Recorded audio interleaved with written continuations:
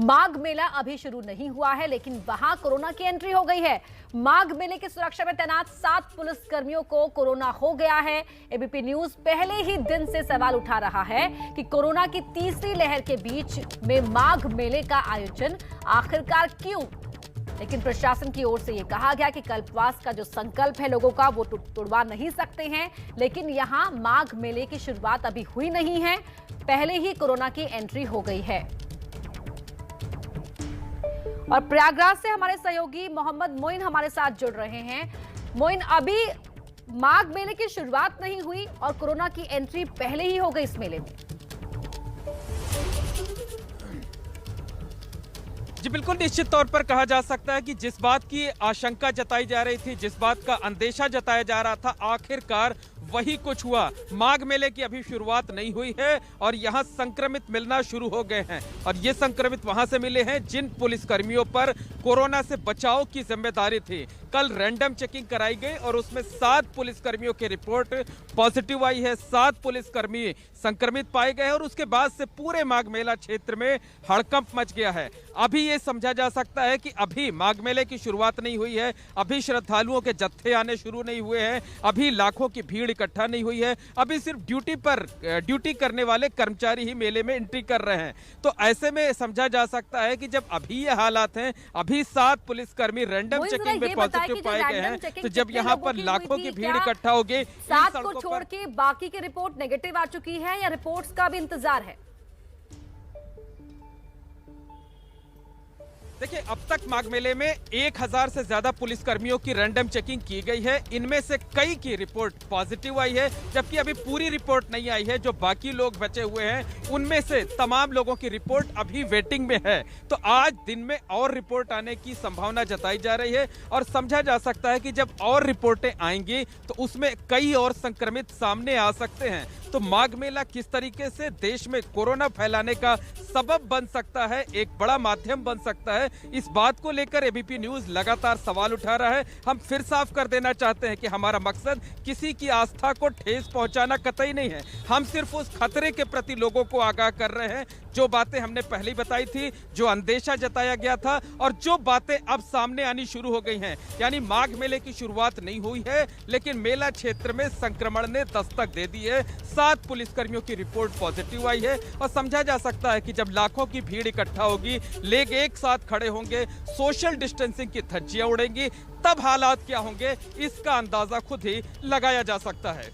मोइन, वाकई बहुत गंभीर बात आपने यहाँ पर कही है। बने रहिए हमारे साथ। जिस तरीके से मोइन ने भी साफ किया कि हमारा मकसद किसी की भावनाओं को आहत करना नहीं है, बल्कि आगाह करना है। और कुछ सवाल यहाँ पर उठ रहे हैं इस खबर के आने के बाद। हम आपको वो सवाल बता रहे हैं कि शुरू होने से पहले ही हो गई कोरोना एंट्री, क्या अब भी लगेगा मेला? करोड़ों श्रद्धालुओं की भीड़ जुटेगी तो क्या कोरोना नहीं फैलेगा? ये सवाल उठ रहे हैं यहाँ पर। क्या रैलियों पर रोक जो लगाई गई, क्या उस रोक से ही रुक जाएगा कोरोना? क्योंकि यहाँ इस मेले में भी करोड़ों भक्त जुटेंगे। तीसरी लहर के बीच क्यों लग रहा है आस्था का ये मेला? क्या हरिद्वार कुंभ से फैले कोरोना से कोई सीख नहीं ली गई, कोई सबक नहीं लिया गया? दूसरी लहर में किस तरीके से मामलों में बेतहाशा इजाफा हुआ वो हम सब ने देखा। और अब क्या हरिद्वार कुंभ से फैले कोरोना से, क्या इस मेले से पहले कोई सबक या कोई सीख नहीं ली गई? ये अहम सवाल है जो यहां पर एबीपी न्यूज पूछ रहा है, सभी के जहन में उठ भी रहे हैं। क्या सिर्फ रैलियों पर रोक लगाने मात्र से ही क्या यहां पर कोरोना रुक जाएगा? और एक और बड़ी खबर आपको इस बीच बता रहे हैं। हरिद्वार में 14 जनवरी को होने वाले संक्रांति के स्नान पर रोक लगा दी गई है। कोरोना को देखते हुए यह फैसला लिया गया है। मकर संक्रांति का स्नान जो बहुत पुण्य भरा माना जाता है, लेकिन यहाँ बढ़ते कोरोना को देखते हुए ये फैसला लिया गया कि यहाँ पर स्नान नहीं कर पाएंगे श्रद्धालु। तो हरिद्वार में 14 जनवरी को होने वाले संक्रांति के स्नान को पर रोक लगा दी गई है। कोरोना के बढ़ते मामलों को देखते हुए फैसला लिया गया है। भारी भीड़ यहां पर जुटती थी स्नान के लिए, लेकिन अब इस स्नान पर रोक लगाने का यह फैसला सामने आया है। इस वक्त की बड़ी खबर आपको बता रहे हैं।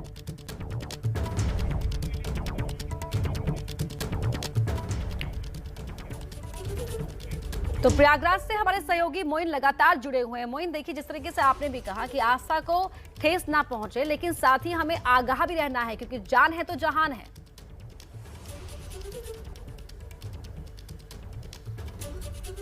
जी बिल्कुल, निश्चित तौर पर कहा जा सकता है। देखिए, सरकार की मजबूरी समझी जा सकती है कि चुनावी सीजन है, वो मेले पर रोक लगाकर वोट बैंक के प्रभावित होने का खतरा मोल नहीं ले सकती है। लेकिन इस मामले में जो साधु संत हैं, जो सन्यासी हैं, जिन महात्माओं के दर्शन करने के लिए श्रद्धालु कोने कोने से आते हैं, अब उनको इस बारे में पहल करनी होगी। उन्हें ये बताना होगा कि घर बैठ करके भी भगवान का जाप किया जा सकता है। एक और दुहाई ये दी जा रही है कि प्रयागराज में कल्पवास लगता है, कल्पवास 12 सालों तक लोग करते हैं, वो संकल्प खंडित ना होने पाए। तो निश्चित तौर पर जो एक मेल एरिया है, उस एरिया को पूरी तरह से कॉर्डन ऑफ किया जा सकता है, घेरेबंदी करके कल्पवासियों को एक जगह पर रखा जा सकता है, बाहरी लोगों की एंट्री पर पाबंदी लगाई जा सकती है। लेकिन जो लाखों की भीड़ है, जो सिर्फ एक डुबकी लगाने के लिए यहाँ पर आती है, उस भीड़ को तो जरूर रोका जा सकता है, उस भीड़ को इकट्ठा होने से बचाया जा सकता है, ताकि उनकी भी जिंदगी सुरक्षित रहे और तमाम दूसरे लोगों का जीवन भी सुरक्षित रहे। अब इन लाखों श्रद्धालुओं की सुरक्षा के लिए,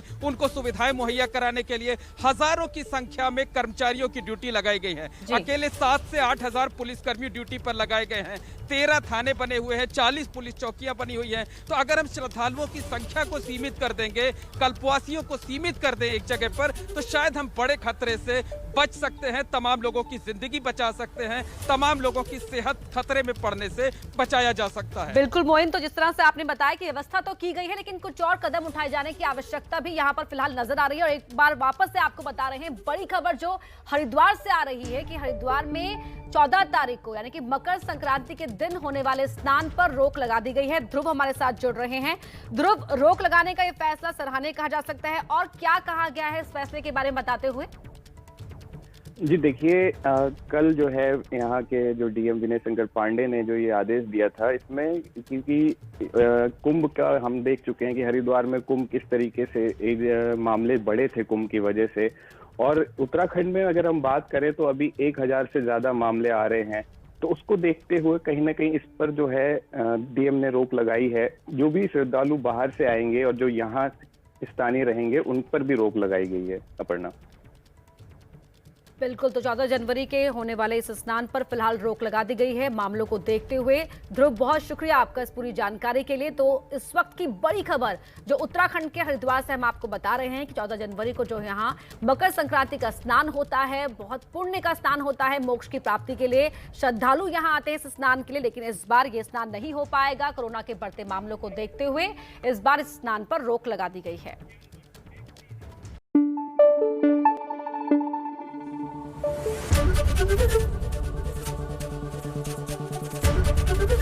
एबीपी न्यूज आपको रखे आगे।